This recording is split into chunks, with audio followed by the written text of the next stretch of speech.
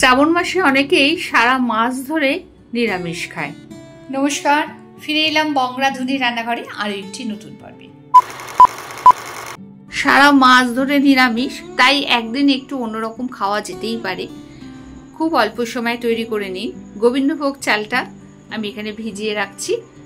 আমি 125 গ্রাম একটা measurement cup নিয়েছি, যেটাতে গোবিন্দভোগ চাল নিয়েছি ওই একই মাপে এখানে নিয়েছি মুগের ডাল। আর এই মুগের ডালটাকে ভেজে নেব। মুগের ডালটা ভেজে নেওয়ার পর ওটাকে ধুয়ে নেব, কারণ মুগের ডাল আগে ধোয়া যায় না। মুগের ডাল ভেজে নেওয়ার পর সেটাকে ধুয়ে নেব।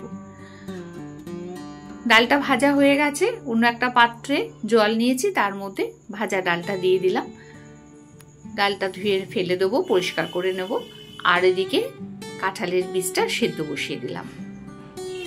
কাঁঠালের বীজটা সেদ্ধ হয়ে গেছে, নামিয়ে নিলাম। আর এখানে তেলের মধ্যে দিচ্ছি আলু, পেঁপে, গাজর। সবজিগুলো ভেজে নিচ্ছি। তারই মধ্যে কিন্তু সবজিটা ভাজা হয়ে গেলে দিয়ে দিচ্ছি কাঁচা লঙ্কা চেরা, দিচ্ছি 5 ফোড়ন, এবার দিচ্ছি আদা বাটা। আদা বাটাটা দেওয়ার পর নেড়ে চেড়ে ভালো করে ভেজে নিচ্ছি।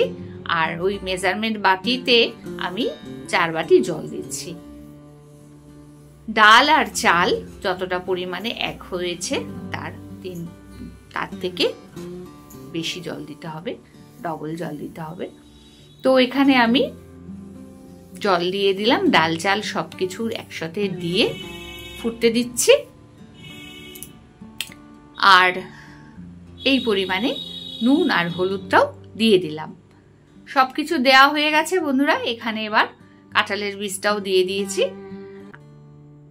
আর এটা ফুটতে সময় নেবে 10 মিনিট। ততক্ষণ দেখাই আমার বাড়ির গাছের টবে পঞ্চমুখী জবা হয়েছে, অশোক ফুল হয়েছে আর 9 o'clock। 10 মিনিট পর ফিরে এলাম।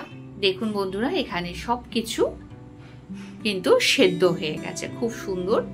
গোবিন্দভোগ চাল তো, তাই ওভেনটা আমি কমিয়েই দিয়েছিলাম যাতে নিচ দিয়ে লেগে না যায়। দেখুন কত সুন্দর হয়েছে একদম। এটা ঠান্ডা হলে একদম বসে যাবে। তো যাই হোক, এবার এটাকে নামিয়ে ফেলবো। বৃষ্টির দিনে, শ্রাবণ মাসের উপবাস, নিরামিষের দিনে এই ধরনের রেসিপি একদম জমে যায়। তো খিচুড়ি হবে আর ঘি থাকবে না, তাই কখনো হয়? আমার ভীষণ প্রিয় একটা রেসিপি খিচুড়ি। গরম গরম খিচুড়ির সাথে ঘি দিয়ে আর কাঁকরোল ভাজা, বেগুন ভাজা দিয়ে পরিবেশন করলাম। কার কার ভালো লাগলো বন্ধুরা? ভালো লাগলে একটা লাইক করে দেবেন আর সাবস্ক্রাইব করবেন এখনো যারা সাবস্ক্রাইব করেননি। পাশে থেকে সম্পূর্ণ ভিডিও দেখার জন্য ধন্যবাদ।